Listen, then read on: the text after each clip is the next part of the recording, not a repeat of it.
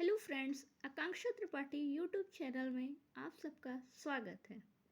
आज के लेक्चर में हम डिस्कस करेंगे Newton second law of motion. Motion का न्यूटन सेकंड लॉ क्या होता है।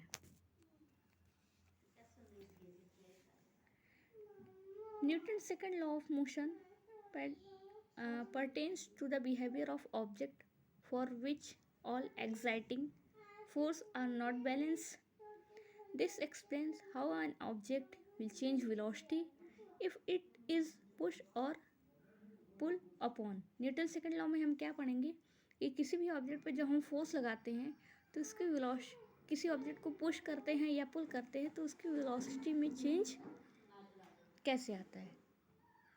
और न्यूटन सेकंड लॉ में ये बताया गया है कि यदि किसी भी, जैसे कि ये ऑब्जेक्ट है, इस पर हम फोर्स लगा रहे हैं तो ये फोर्स लगाने से क्या करेगा, ये ऑब्जेक्ट आगे की तरफ फोर्स की डायरेक्शन में मूव करेगा और ये ऑब्जेक्ट जो है वो कैसा रहेगा, वो बैलेंस्ड नहीं रहेगा, वो अनबैलेंस्ड रहेगा। अनबैलेंस्ड क्यों रहेगा? क्योंकि ये ऑब्जेक्ट आगे की तरफ फोर्स के डायरेक्शन में, जिस डायरेक्शन में आप फोर्स लगाएंगे उस डायरेक्शन में ये मूव करेगा। Accordingly, this law states that if you apply a force on an object, then it will change its velocity, that is acceleration, in the direction of force. यहाँ पे वही कह रहा है कि किसी भी ऑब्जेक्ट पे यदि हम फोर्स लगाते हैं तो वो फोर्स के डायरेक्शन में मूव करेगी और उसकी वेलोसिटी में क्या होगा, चेंज आएगा, और एक्सेलरेशन में भी। Second point, the change in velocity और acceleration is directly proportional to the force. Velocity में चेंज और एक्सेलरेशन में चेंज वो डायरेक्टली किसके प्रोपोर्शनल होता है, फोर्स के। इफ़ यू जब are pushing on an object with a certain force, किसी ऑब्जेक्ट को यदि आप सर्टेन फोर्स से, मान लीजिए 2 न्यूटन फोर्स लगा रहे हैं किसी भी ऑब्जेक्ट पर, तो उसका सर्टेन फोर्स क्या हुआ, 2 न्यूटन आप फोर्स उस पर लगा रहे हैं। तो मान लीजिए किसी भी ऑब्जेक्ट पर 2 न्यूटन का आप फोर्स लगा रहे हैं और उसको पुश कर रहे हैं तो उसके एक्सेलरेशन में चेंज आएगा। और यदि उस ऑब्जेक्ट पे आप 4 न्यूटन फोर्स लगा रहे हैं तो 4 गुना उसका फोर्स क्या होगा, बढ़ जाएगा।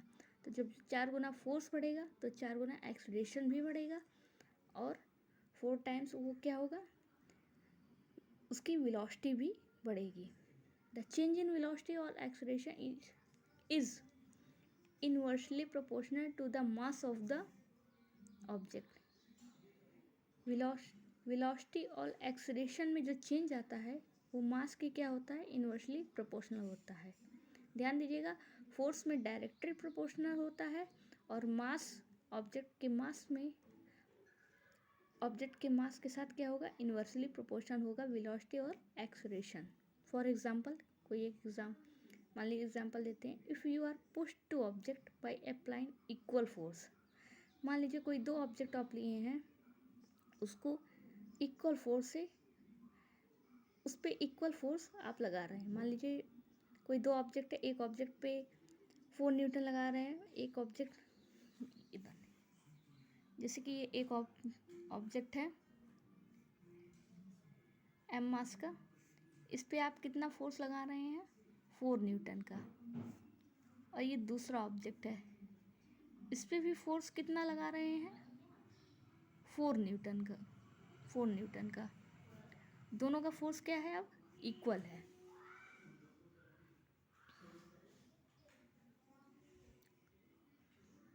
दोनों पे फोर्स इक्वल लगा रहे हैं। And one of the object has 4 times more mass than the other.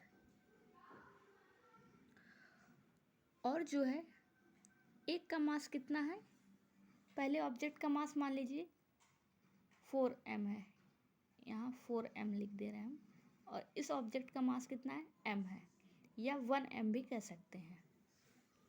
तो दूसरे ऑब्जेक्ट का मास कम है और पहले ऑब्जेक्ट का मास क्या है, ज़्यादा है। तो वही यहाँ पे कह रहा है, and one of the object has 4 times more mass than the other, मतलब दूसरे मास से पहले का मास क्या है, 4 गुना है।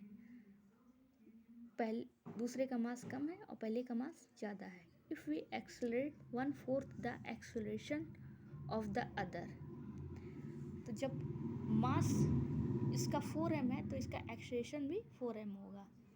और इसका कितना एक्सेलरेशन होगा, m1 मीटर पर सेकेंड, इसका एक ही एक्सेलरेशन होगा।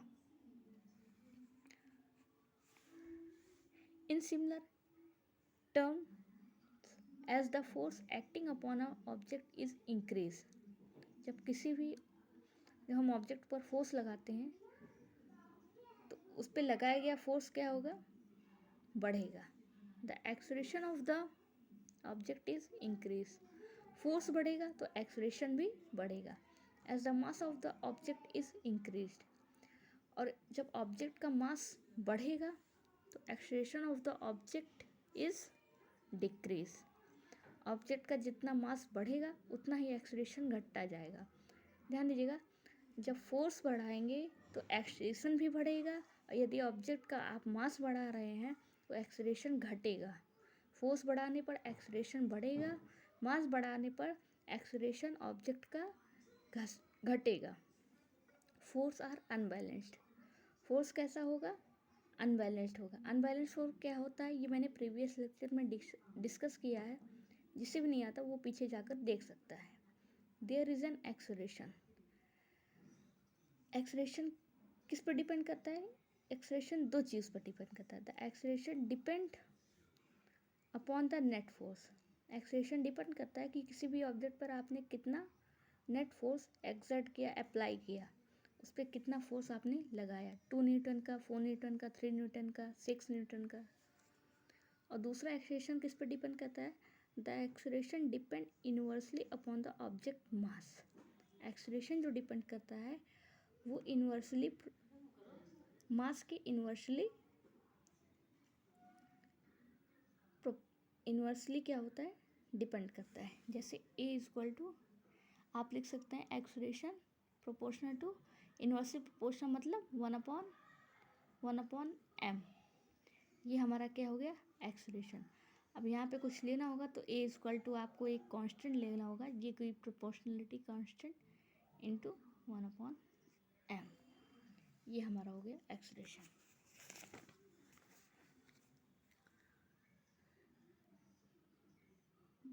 The acceleration of an object as produced by net force is directly proportional to the magnitude of the net force and inversely proportional to the mass of the object। जो acceleration होता है object का, जो उसमें produce होता है force के कारण, वो डायरेक्टली किसके प्रोपोर्शनल होता है, जो एक्सेलरेशन होता है वो फोर्स के डायरेक्टली प्रोपोर्शनल होता है, और नेट फोर्स ऑब्जेक्ट पर जितने लगाए गए उसके मैग्नीट्यूड के डायरेक्टली प्रोपोर्शनल होता है। और इनवर्सली प्रोपोर्शनल किसके होता है, उस ऑब्जेक्ट के मास पे। On applying the force on a body, किसी भी बॉडी पर यदि आप फोर्स अप्लाई करते हैं, the acceleration is produce in it, उसमें एक्सेलरेशन क्या होगा, प्रोड्यूस होगा। This acceleration depends upon 2 factor, acceleration 2 factor पर डिपेंड करते हैं। First, acceleration is directly proportional to the force A proportional to F, where M is a constant. M क्या है, मास, जो कि ऑब्जेक्ट का मास क्या होगा, यहाँ पर ऑब्जेक्ट होगा जब एक्सेलरेशन फोर्स के डायरेक्टली प्रोपोर्शनल होगा। Second, acceleration is inversely proportional to the mass of the body, acceleration क्या होगा, इनवर्सली प्रोपोर्शनल होगा किस बॉडी के मास के, A proportional to 1/m, where F is a constant. इसमें क्या होगा, इसमें फोर्स कांस्टेंट होगा, इसमें फोर्स कांस्टेंट होगा। तो इन चीज़ को ध्यान दीजिएगा, जब भी एक्सेलरेशन फोर्स के डायरेक्टली प्रोपोर्शनल होगा तो उसमें मास कांस्टेंट होगा, और यदि एक्सेलरेशन बॉडी की मास की इनवर्सली प्रोपोर्शनल होगा तो उसमें क्या कांस्टेंट होगा, force Combining the above relation, we get A proportional to 1 upon, sorry, F upon M. Here F is a constant. Extraction क्या होगा? फोर्स अपॉन मास के डायरेक्टली और इनवर्सली प्रोपोर्शनल होगा, ये आप देखेंगे। यहाँ पे क्या होगा? एफ कांस्टेंट होगा, फोर्स कांस्टेंट होगा। F directly proportional to M into A, force equal to mass into acceleration, F equal to K into M A. यहाँ पे के क्या है? के प्रोपोर्शनलिटी कांस्टेंट है, where K is a proportionality constant. Unit of F, F की unit, force की unit is chosen that proportionality constant result out to be 1।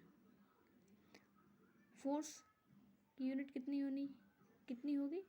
Resultant. Proportionality constant का resultant कितना होता है? 1 होता है। If F is equal to M 1, M is equal to 1 and A is equal to 1, then जब force 1 हो, मास भी M हो और एक्सलेशन भी 1 हो, तो क्या करेंगे? इसी फॉर्मूले पे हम रख देंगे। ये देखिए रखा गया है। F1 कांस्टेंट वैसे ही रहेगा, कि कांस्टेंट है क्योंकि M1 A1, तो हमारा आंसर क्या आएगा? K equal to 1, F equal to M into a, जो कि इसी फॉर्मूले पर ये वैल्यू रखी गई है, पुट की गई है। तो F equal to M A. This is Newton second law of motion. यही क्या है? न्यूटन का सेकेंड लॉ है। Thus, according to Newton's second law के न्यूटन सेकेंड लॉ के अनुसार, the force applied on a body is equal to the product of mass of the body। किसी भी बॉडी पर लगाया गया फोर्स किसके? मास के प्रोडक्ट के डायरेक्टली प्रोपोर्शनल होगा, और जिसमें and the acceleration produce it is along the direction of applied force. और फोर्स के डायरेक्शन में जो एक्सलेशन प्रोड्यूस हो रहा है, जिस डायरेक्शन में आप फोर्स लगा रहे हैं, वो किसके डायरेक्टली प्रोपोर्शनल होगा? एक्सलेशन की, जो कि मैंने पहले बता चुके हैं हम। If force F equal to 0 then A equal to 0। जब फोर्स 0 होगा, किसी भी ऑब्जेक्ट पे आप फोर्स नहीं लगाएंगे, तो एक्सलेशन भी क्या होगा? 0 होगा। सिंस लेकिन मास कैन नॉट बी 0, उस बॉडी का, उस ऑब्जेक्ट का मास 0 नहीं होगा। फोर्स एक्सलेशन 0 हो सकता है, लेकिन मास 0 कभी नहीं होगा किसी भी ऑब्जेक्ट या किसी भी बॉडी का। A body not acting upon by any external force, यही बात लिखी हुई है कि किसी भी ऑब्जेक्ट पे यदि हम एक्सटर्नल फोर्स नहीं लगाते हैं, तो विल हैव एन अनएक्सलरेटेड मोशन। वो किस में? अनएक्सलरेटेड मोशन में रहता है, which is Newton first law of motion. जो कि न्यूटन फर्स्ट लॉ यही कहता है कि कोई भी ऑब्जेक्ट यदि रेस्ट स्टेट में है, तो रेस्ट ही में रहेगा, रेस्ट ही में वो रहता है। उसमें न्यूटन फर्स्ट लॉ में बॉडी रेस्ट में ही रहेगी, मोशन में कभी नहीं आएगी। दस Newton first law is a special condition of second law.